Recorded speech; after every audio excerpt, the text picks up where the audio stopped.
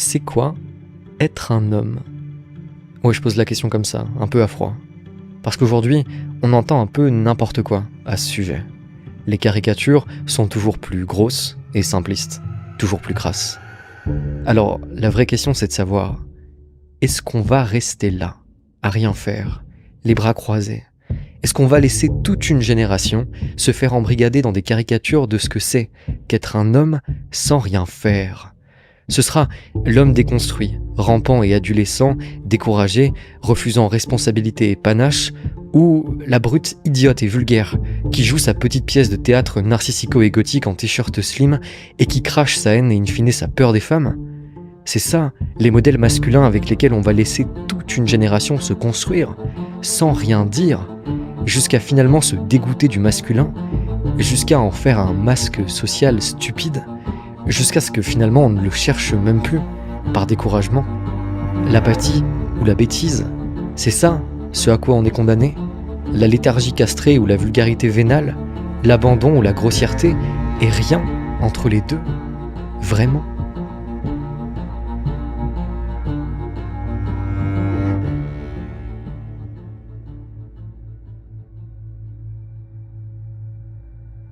Je vous préviens, aujourd'hui ça risque de piquer un peu. Je crois que, en ce qui me concerne, je suis plutôt à l'aise avec ma masculinité. J'en ai jamais fait ni une fierté, ni une honte. Je me sens assez bien incarné dans mon masculin joyeux, masculin content en tout cas. Je suis heureux d'être un homme et des défis que ça représente. Je m'en plains pas, je m'en targue pas non plus. Je m'y soumets joyeusement, tout simplement. Mais il n'en reste pas moins que comme chacun de nous, je porte un fardeau, un poids et une charge. Et aujourd'hui, j'aimerais qu'on parle de ça ensemble. Le poids du masculin, ses défis et ses travers, et sa beauté aussi.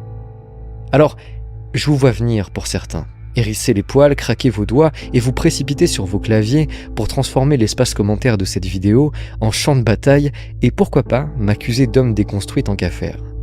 Calmez-vous, c'est que de l'amour. Et en ce qui me concerne personnellement, je suis beaucoup de choses, mais de ce côté-là, vraiment pas. Si je pêche, c'est plutôt par excès de construction que par l'inverse. Donc du calme.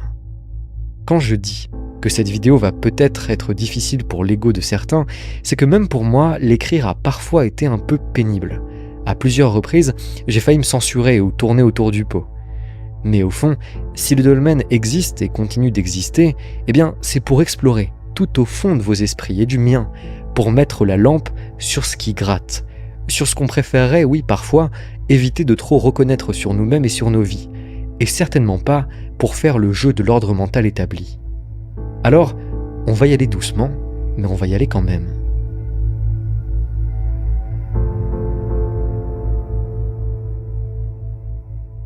Comme la féminité, la masculinité a sa symbolique, ses narratifs, ses blessures et ses rôles.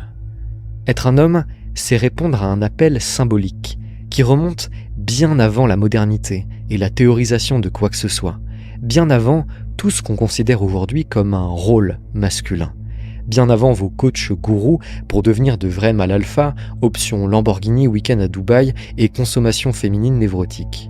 Non, moi ce qui m'intéresse, c'est la symbolique profonde du masculin, l'inconscient masculin tribal, qu'on trimballe tous et qui concrètement dirige en sous-main une immense partie de nos vies. Être un homme ou une femme, c'est d'abord se voir poser une série de questions par la vie. Des questions auxquelles chacun de nous doit oser répondre au fond de son cœur. Et ça c'est autrement plus difficile que de copier le rôle social d'un influenceur blessé qui joue les gros bras ou d'abandonner tout simplement la quête de son masculin en haussant les épaules des découragements.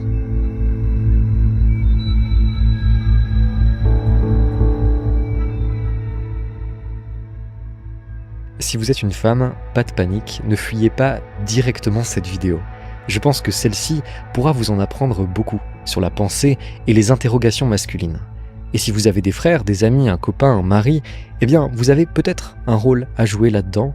Et souvent, il faut bien le dire, vous nous voyez beaucoup mieux que l'on ne se voit nous-mêmes. Et au-delà de ça, eh bien, il est tout à fait possible que certains des commandements inconscients que je vais vous présenter aujourd'hui résonnent aussi en vous d'une manière ou d'une autre. Quant à vous messieurs, je vous promets, ça va vous faire du bien. Je le fais pour moi, mais aussi pour vous. Je le fais parce que tout ce qui se trouve dans cette vidéo, j'aurais aimé qu'on me le dise plus tôt. Comme souvent, je me frotte ici à des pierres tranchantes pour vous éviter peut-être d'avoir à le faire par vous-même. J'écris pour qu'on puisse parler de tout ça ensemble, alors n'hésitez pas à utiliser l'espace commentaire au besoin pour partager vos expériences par rapport à l'un ou l'autre de ces défis. Prenez cette vidéo comme une tape amicale dans le dos, parce qu'au fond, c'est peut-être d'abord ce qu'elle est. On est ensemble. Bienvenue au Dolmen.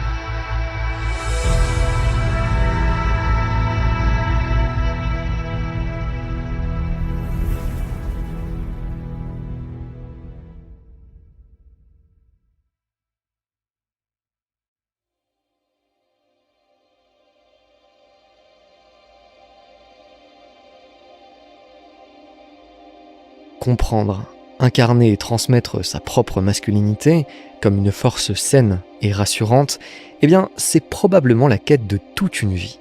Et en voyant la manière dont Internet, et particulièrement YouTube, caricature la masculinité aujourd'hui, le tout en s'adressant à un public de jeunes hommes crédules, je pense que cette vidéo ne sera pas de trop pour apporter ma maigre participation à ce grand débat qui produit souvent des caricatures débilitantes et plastiques et les présente comme l'homme accompli, entouré de réussites matérielles, prêchant une vulgarité crasse et souvent robotique.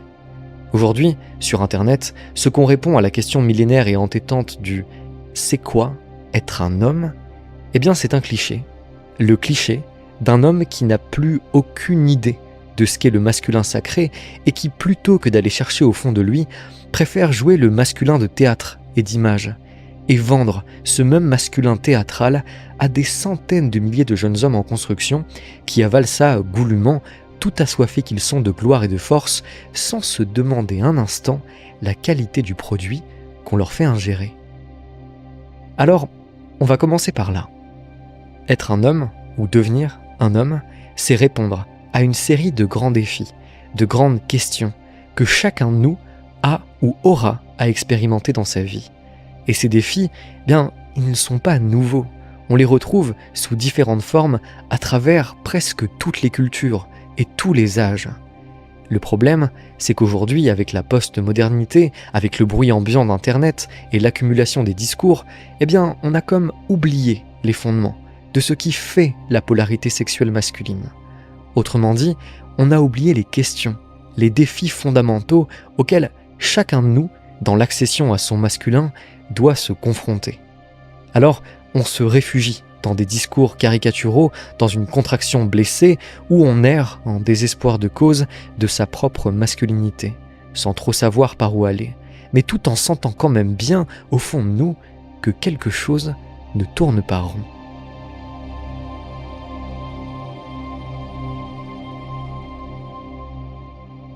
Alors, il y a un destin masculin, comme il y a un destin féminin. Il y a une communion d'expériences symboliques à la ressemblance troublante. Être un homme, souvent, c'est une tension inavouable entre puissance et solitude, devoir et souffrance, confiance et défiance, colère et chagrin. Et ces tensions, bien souvent, on est bien seul pour y répondre. Alors on se débrouille, on fait comme on peut, dans le silence étourdissant de nos esprits en armure. Se sentir homme, c'est un sentiment très particulier, une forme de calme, de sérénité, mêlée à un service, une dévotion appliquée. C'est le fauve sur sa branche qui s'étire de tout son long au soleil, c'est la possibilité, la force qui ne pavane pas mais se sait, l'amour et la tendresse, toujours, c'est protéger sans se sacrifier, veiller sans montrer les crocs, c'est une confiance calme qui veille. Et ce sentiment, il se gagne, il se conquiert. Parce que, quoi qu'on en dise, la polarité sexuelle fait de nos parcours de vie, féminins ou masculins, une succession d'épreuves, de défis, d'apprentissages, qui ne sont pas du tout les mêmes selon nos sexes. En tant que jeunes hommes, on est confronté à une série de grandes interrogations sur nous-mêmes, sur l'autre et son danger potentiel, l'autre masculin et l'autre féminin, sur nos rôles sociaux prédateurs, sur le but et l'utilité pratique de nos vies. Et pour répondre à ces grands défis, on nous présente souvent aujourd'hui des discours extrêmement galvaudés et simplistes. Imaginez bien, nous sommes dans une des premières époques où le cheminement allant de l'enfant à l'adolescent, de l'adolescent à l'adulte, ne suit plus une liste de rituels, d'épreuves sociales codifiées, de rites d'initiation, ce qui prévalait dans près de 80% de notre histoire commune, une des premières époques où nos rôles sexuels sont brouillés, rattachés à aucune symbolique transcendante. Par exemple, chez les Sioux, devenir un homme, c'était quelque chose de très précis. Des rituels physiques, des danses chamaniques, des fêtes, c'était vécu par le corps. Chez les Grecs, les Spartiates, les Égyptiens, même au Moyen-Âge, l'accession au statut masculin complet était très précise et encadrée, et souvent d'ailleurs assez violente ou marquant dans la vie de l'individu. Et ces rituels, c'était très loin d'être juste du folklore, et on s'en rend compte aujourd'hui quand on regarde l'état de dépravation dans lequel nos masculins sacrés sont arrivés, et plus généralement le sentiment d'égarement qui est très souvent le nôtre. Parce que nos besoins, nos attentes et nos doutes, eux, ils n'ont pas bougé. Mais la manière dont le collectif les prend en charge, là, c'est le jour et la nuit.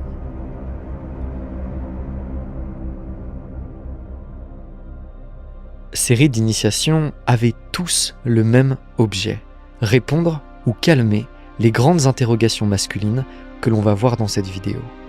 Et aujourd'hui, qu'a-t-on pour y répondre à ces grandes questions ? Que nous reste-t-il ? Comment on sait qu'on est devenu un homme aujourd'hui ? Comment on se positionne face aux défis immenses que ça représente ? Comment on calme sa rage ? Comment on se lie à l'autre malgré la défiance ? Comment on trouve du plaisir et de la joie dans une vie qu'on croit devoir n'être que labeur, soumission et service ? Comment on accède à ces sentiments sans se sentir pour autant tragiquement vulnérable ?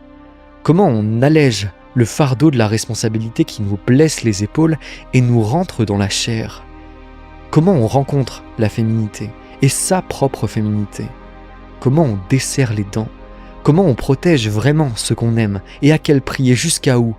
Comment on se sent enfin bon et utile dans la société ? Comment on gère la compétition sociale ? Comment on accède en haut de la pyramide ? Et est-ce qu'il faut seulement vraiment accéder en haut de cette pyramide ? Ça c'est quelques-unes des immenses questions auxquelles, messieurs, on sait tous que l'on est confrontés quasi en permanence. Et vous le savez comme moi, en ce qui concerne les réponses, souvent, on fait comme on peut. En grande majorité, on avance tous aujourd'hui à l'aveugle là-dessus. Alors, vous vous doutez bien qu'en une vidéo, je ne vais pas pouvoir traiter l'ensemble du sujet de la masculinité. Alors, j'ai choisi 3 grands défis masculins, 3 grandes questions qui orbitent autour de nous, 3 commandements, 3 inquiétudes qui nous traversent tous à un moment ou à un autre de nos vies et avec lesquels on est tenu d'essayer de composer maladroitement et de faire comme l'on peut. Pour chacun de ces défis, il y a des manières d'y répondre, pathologiques ou vertueuses.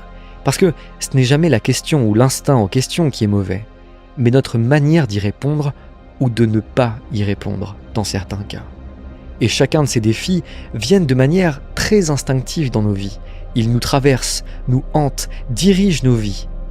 Réussir à les embrasser, à les dépasser, à les sublimer, c'est peut-être ça, devenir un homme. Choisir son rocher et savoir, parfois, s'y dérober sans culpabiliser. Peut-être.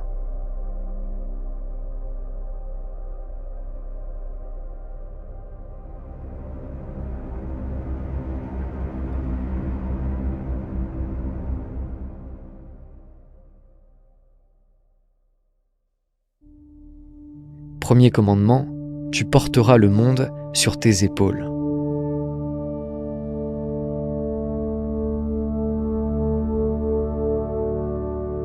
Ça c'est l'origine de beaucoup de choses. Alors on va commencer par là. Est-ce que vous aussi, quelque part au fond de vous, dort une urgence ? Celle non seulement bien sûr de réussir vos vies, mais encore plus d'être celui sur qui on peut compter. D'être un petit empire de stabilité, de sérieux, d'abnégation et, disons-le, osons le mot, de sacrifice. Parce que le sacrifice est un motif immémoriel dans l'âme masculine. Et c'est un secret de polichinelle en réalité. Quelque chose en nous frissonne de plaisir à l'idée de se tuer à la tâche, de mourir pour une cause, pour un projet, pour un être, d'être utile jusqu'à s'en consumer entièrement s'il le faut. Quelque chose en nous est prêt à tout faire passer avant soi, pour peu que ce tout soit apparemment sensé.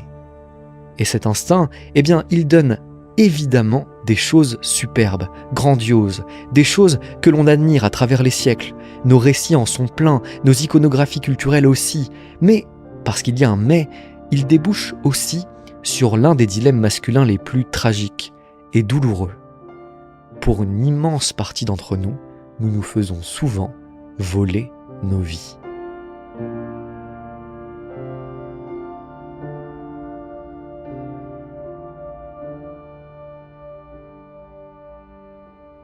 En tant qu'hommes, nous sommes des enfants de Saturne, c'est-à-dire que nous portons un héritage symbolique extrêmement fort.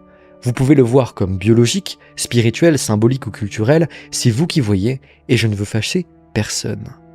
Mais il n'en reste pas moins que plane au-dessus de nous en permanence une ombre, celle du vieux dieu. Saturne, chez les Romains, était le dieu de l'agriculture. Dieu pourvoyeur, organisateur de la cité, père de civilisation, faucheur de blé. Saturne, ou Chronos dans son appellation grecque, est celui qui organise la cité et qui fait prendre le blé. Mais Saturne possède aussi une part sombre, terrible même. Saturne est aussi le dieu qui dévora ses propres enfants, symbole de la revanche, de la violence, des ravages de la compétition, du fils et du père. En son sein, ce dieu contient toute la dualité de ce qu'est la masculinité, ériger et haïr. Saturne nous donne les deux élans fondamentaux du masculin. Ériger d'abord, tout prendre sur son dos et participer au mouvement du monde. Car il y a une urgence chez l'homme, à la prise en charge. Quelque chose en nous nous pousse à l'élan d'engagement dans la tâche, quelle qu'elle soit. L'absorption dans le faire est souvent à la base de nos santé mentales, comme on a déjà pu le voir sur cette chaîne. L'apathie, au contraire, nous tue à petit feu. La léthargie nous déprime. Celui qui ne s'engage dans rien, souvent, se meurt. Le travail, au sens large du terme, est chez nous parfois une quasi-thérapie. Combien de fois la seule solution à nos problèmes se trouvait dans la tâche éreintante que nous remettions sans cesse à plus tard. Alors, être un homme, très souvent, oui, c'est travailler beaucoup, beaucoup et longtemps. C'est donner sa vie au service parce que quelque part, c'est ce qui nous fait nous sentir utiles. Et être utile, c'est souvent le premier sentiment de joie profonde auquel un homme a accès dans sa vie. Servir, participer à quelque chose de plus grand que soi, avec l'infinité de formes que ça peut prendre, ça remplit nos vies. Et je sais qu'aujourd'hui on le dit plus beaucoup, mais messieurs, vous le savez comme moi, on en a besoin. Cette obsession pour la tâche peut parfois susciter l'incompréhension venue de l'extérieur. Pourquoi sommes-nous autant obsédés par la forge, quelle que soit sa forme ? Et je me suis longtemps posé la question. Et en vérité, je crois que la réponse est très simple. Parce que la forge, le faire, l'action, nous rend fiers de nous. Utilité et fierté. Voilà peut-être les deux piliers qu'aucune époque n'a pu écrouler.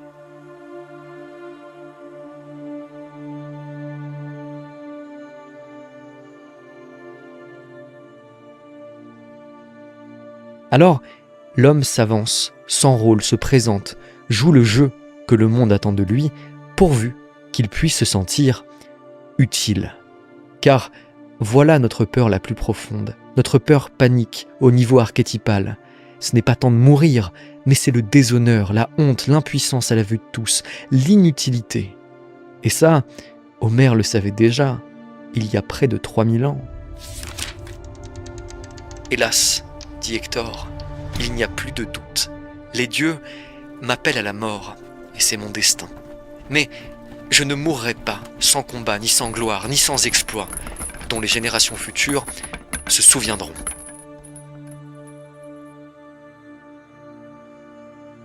Cet instinct est beau, mais il est à double tranchant.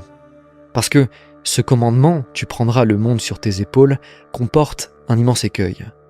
Celui de la responsabilité maladive, du sacrifice perpétuel, de la soumission à cette ombre de Saturne latente qui, chez énormément d'entre nous, nous pousse à adopter des choix d'existence bien plus subis que choisis, et in fine fait que nous n'apprenons jamais vraiment à vivre pour nous-mêmes. L'homme a le privilège ironique de pouvoir fuir sa propre vie dans les champs et les honneurs.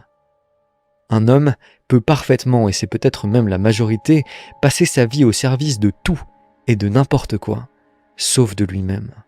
Il peut s'élancer dans la compétition sociale, économique de toutes ses forces, suivre son instinct d'accroissement sans jamais savoir qui il est en réalité. Il peut réussir sans se croiser une seule fois, s'anesthésier par l'occupation et le travail. Il peut être père, prince, roi, sans jamais être. Ainsi, nous pouvons passer nos vies sans nous rencontrer, sans rien savoir sur nous, en étant utiles, certes, bien sûr, un temps, en recevant notre identité de nos actions, du blé fauché, des pierres amassées, des services rendus et des pièces d'or durement méritées. Bref, des ordres accomplis. Puis, arrivé à un certain âge avancé, là où sans faute le corps lâche, alors que nous descendons le second versant de la colline de la vie, que l'on appelle vieillesse, d'un coup, condamnés à un certain immobilisme, nous sentons que quelque chose cloche. Voilà la vérité. Nous n'avons pas vécu, nous n'avons fait que servir.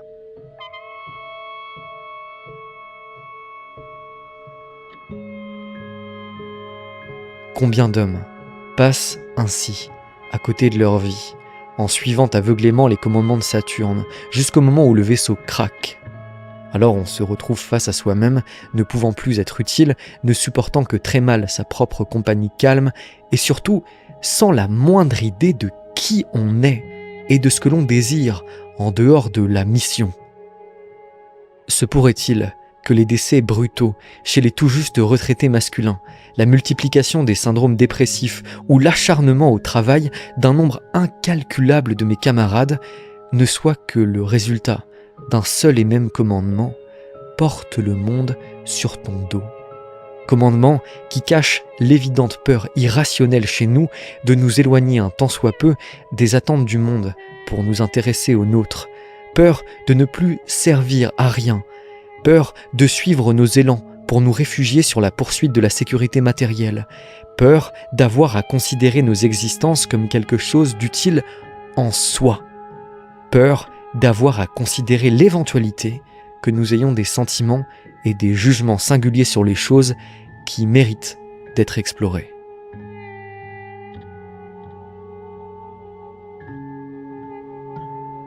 Croyant à force d'efforts effrénés mériter une paix intérieure jamais atteinte, les voilà vieux, tristes et fatigués, cherchant la paix, ne la trouvant pas ici, et se rendant compte qu'ils doivent maintenant côtoyer un inconnu peu bavard, qui les suit partout et qu'ils ont passé leur vie à fuir à tout prix.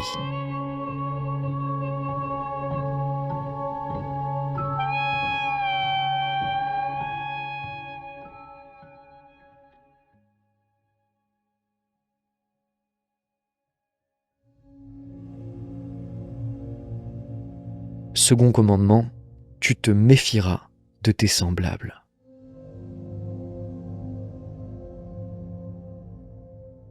Il y a une rage, un cri rauque et tue en chacun de nous, quelque chose de laid, une bête aux griffes crampées dans la terre fraîche de l'entrée de sa tanière.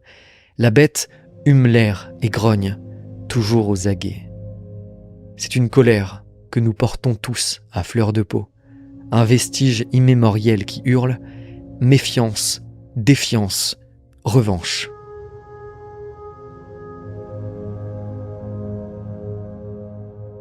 Ici se trouve la seconde dimension de l'ombre du dieu Saturne, une vieille blessure qui suinte et dont le pus coule dans l'alcôve secrète du masculin.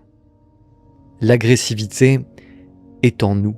Nous sommes presque ses hôtes et chacun de nous ne le sait que trop bien. L'histoire le crie. Le masculin est une plaie et une griffe, un trop-plein qui périodiquement explose à la face du monde et dont chacun semble surpris et affolé. Nous portons en germe la potentialité timide de la pire violence aveugle, qui, si nous n'y prêtons pas attention, est tout à fait à même de diriger nos vies. Nous sommes les colporteurs inconscients de l'animosité silencieuse. Entre nous, messieurs, le premier sentiment qui nous anime la plupart du temps face à l'autre, et tout particulièrement face à l'autre masculin, ce n'est pas l'intérêt, la curiosité ou même la sympathie, mais bien d'abord la méfiance et la compétition larvée. Va-t-il m'écraser? Dois-je lui faire confiance? Est-il un ennemi? Combien de fois provoquons-nous involontairement ou volontairement des schémas de confrontation, de comparaison, de toisement face à nos semblables?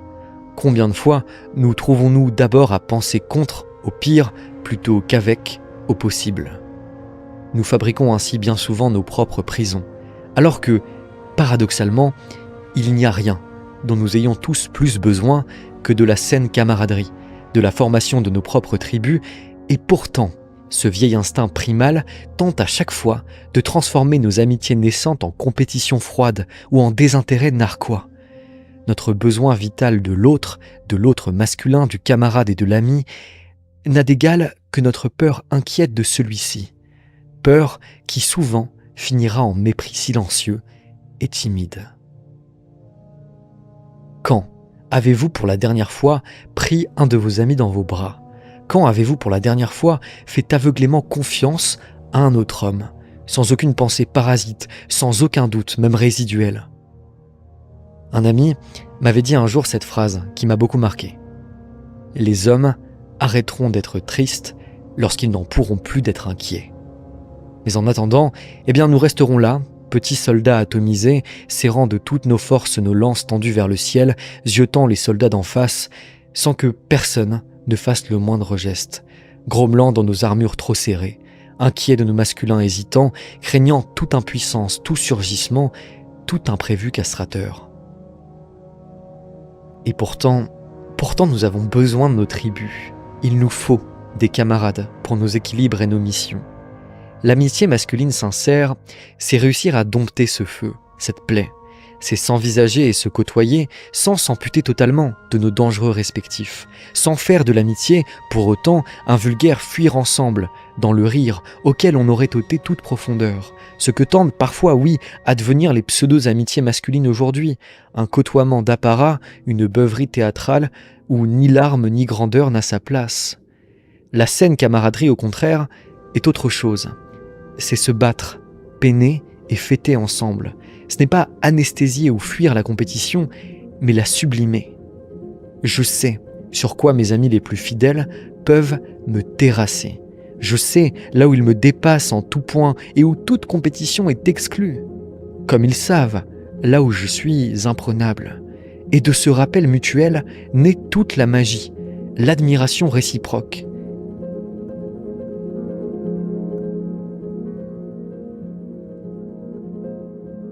Le problème de la bête masculine devant sa grotte, ce n'est pas son agressivité ou sa haine, c'est simplement qu'elle a peur. Nous ne sommes pas ennemis, nous sommes inquiets. Et là où il y a un jeu de pouvoir, même souterrain, l'amour aura bien du mal à prendre. Alors, faites-vous des amis, retenez votre urgence inquiète qui veut tout voir sous le prisme du rapport de force. Rangez vos lames, regroupez-vous, car la confrérie sincère et tendre est la plus puissante force du monde. Celle contre quoi tout conspire, les dieux comme les hommes.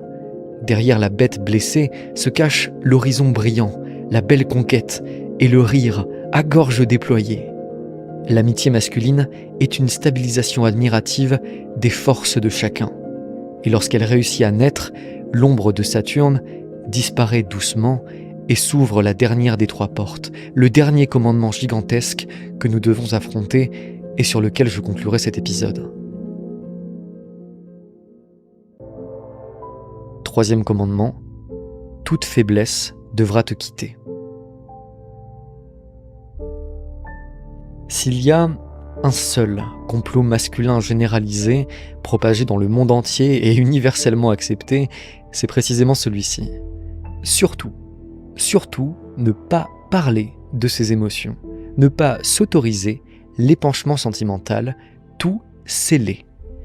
Parler de soi, de ses peurs, de ses échecs ou de ses doutes, eh bien c'est donner le flanc. Et donner le flanc, c'est risquer la castration, et ça, c'est insupportable. Une grande partie de nos vies d'adultes consiste à fermer toujours plus rigoureusement le sas de nos expressions intérieures. Car pour d'obscures raisons d'inquiétude existentielle, on est convaincu que le sentiment est une faiblesse et son expression une défaite humiliante. Alors, puisque rien ne doit sortir de nous, eh bien c'est vrai, souvent nous n'avons pas grand-chose à dire, ni à nos frères, ni à nos amours. Nous consentons simplement à la vie sans mot dire, et il faut le dire, nous y trouvons parfois une certaine fierté stoïque. Mais derrière cette confrérie du silence, ce sont nos forces vitales qui diminuent. Car Eros, l'énergie séductive, la chaleur vitale, le sentiment, toutes ces choses sont en nous, aussi malmenées soient-elles, et nous avons besoin de sentiments pour vivre. Voyez-vous, le pouvoir est expansif dans la nature masculine. Il colonise tout. Alors, à l'intérieur de chacun de nous prend place une terrible bataille sans merci entre expression et répression, entre se laisser aller ou tenir la stature, entre le barde et le guerrier, entre l'esthète et le monstre. Le troisième fardeau masculin est donc la digue que l'on se croit tous tenus d'entretenir entre nos sensibilités émotionnelles et le monde extérieur. On entend souvent parler de nos parts féminines. J'y préfère l'expression part extatique ou héros intérieur, étant donné que souvent, part féminine semble braquer tout un tas de mes semblables pour des raisons parfaitement ridicules. Bien sûr qu'il y a du féminin chez l'homme, il en vient, il y aspire et il la cherche partout. Celle-ci occupe une partie conséquente de ses préoccupations vitales. Pourtant, quelque chose en nous semble craindre le féminin et sa symbolique. Quelque chose en nous craint de se faire corrompre de l'intérieur s'ils se laissent trop aller à l'expression de leurs élans vitaux les plus vivaces et sincères. Cette crainte, d'ailleurs, traverse les âges et les légendes. Et aujourd'hui, l'hyper-masculinisation de façade qu'on nous vend partout, n'est qu'une énième manière de fuir le féminin intérieur en gardant la face. La masculinité devient alors un masque que les hommes revêtent, un masque qui ne se construit qu'en opposition à une féminité crainte et fantasmée, un masque qui n'a rien à proposer en dehors d'une caricature ridicule que les hommes se renvoient entre eux et dont ils sont, je suis désolé de le dire, souvent les premiers souffrants. Comme si être autre chose qu'un cavalier sombre ou une brigue déterminée risquait de les castrer symboliquement pour toujours. Et là, messieurs, j'ai une révélation pour vous. C'est précisément en chassant tout féminin intérieur, tout éros, toute énergie solaire et sensuelle à l'intérieur de vous, que vous vous stérilisez. À nouveau, là où il n'y a que jeu de pouvoir, rien ne pousse, aucune vie ne prend. Alors, vous produisez les causes que vous cherchez à tout prix à éviter. Votre peur panique du féminin extérieur et intérieur fait de vous des soldats sans soleil, des légionnaires sans déesse, des bagnards sans nymphes. Perdre son propre féminin, sa capacité d'explosion sentimentale, sa capacité extatique, son impudeur narquoise, son charme princier, c'est un désastre, c'est s'enfermer dans une arène dans laquelle vous allez peut-être gagner, je n'en doute pas, mais dont vous n'aurez plus la capacité de succuler les fruits de victoire durement acquis. C'est gagner pour rien. Là où il n'y a que pouvoir et posture, il n'y a plus de victoire, plus d'exploit, plus de gratitude, plus de frémissement de la chair. Il n'y a que machinerie, utilité et tâche, amassement et usure. Le troisième danger qui guette l'homme est de devenir une machine, d'être félicité par ses semblables pour cette transformation et de finalement s'en féliciter lui-même. C'est le baiser de la mort. Car celui qui abandonne Apollon et Vénus et ne se soumet qu'à la force désincarnée de Saturne, celui-ci ne vit plus, il remplit sa tâche. Et lorsque celui-ci se retrouve face à la féminité extérieure, face à la femme, il ne la comprend plus. Celle-ci lui est parfaitement étrangère et son langage indéchiffrable. Alors il se braque, la craint et fait tout pour la dominer, ou au contraire, la pourchasse, assoiffée, jamais rassasiée, l'objectivise et termine par attendre d'elle qu'elle lui offre ce qu'il n'a jamais su s'autoriser au fond de lui. Contrôler, ou tout faire pour contenter, quitte à se perdre soi-même. Voilà les deux fossés dans lesquels nous tombons si souvent dans notre poursuite féminine. Et pourtant, nous avons besoin du féminin et de l'éros, interne et externe. Alors, une bonne fois pour toutes, il faut donner le flanc.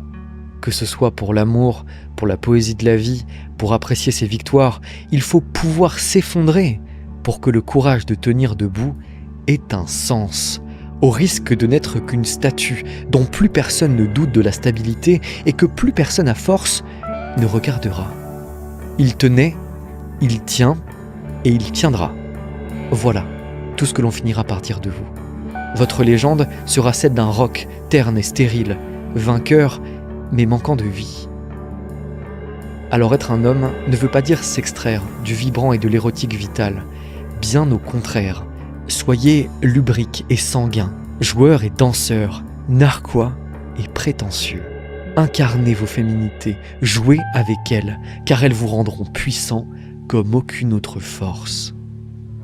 Alors pour conclure, quitte à me faire accuser de révéler des secrets masculins bien gardés, je vais vous dire, je sais que quelque chose en vous aspire à la vengeance en prenant le monde, une vengeance sourde, dont au fond, il ne connaît plus exactement l'origine. Je sais que quelque chose vous pousse à vous oublier, à vous anesthésier dans le service de la cause, que quelque chose en vous vous pousserait presque à déclarer la guerre au monde entier dans vos mauvais jours. Je sais à quel point il est doux pour nous de nous penser comme engagés dans une quête sombre et solitaire contre la terre entière, et à quel point ce narratif intérieur est réconfortant. Eh bien, gardez l'insatisfaction et la hargne, mais refusez d'en faire une force frustrée. Soyez courageux, soyez celui qui rassemble, qui réchauffe, qui rassure, soyez le confident. Montez en haut de vos montagnes, bien sûr, tous les jours, avec panache et entrain, détermination et obsession. Mais une fois arrivé en haut, à la vue de tous, effondrez-vous en larmes, dans un chagrin inarrêtable. Alors, vous aurez fait quelque chose d'immense. Vous aurez rappelé aux hommes qu'on ne gagne pleinement qu'en demeurant capable d'extase. Vous aurez montré l'exemple, vous aurez été le premier, le frère, l'ami, le père. Vous aurez pleuré en haut et pour chacun d'entre nous. Vos larmes seront les nôtres. Merci.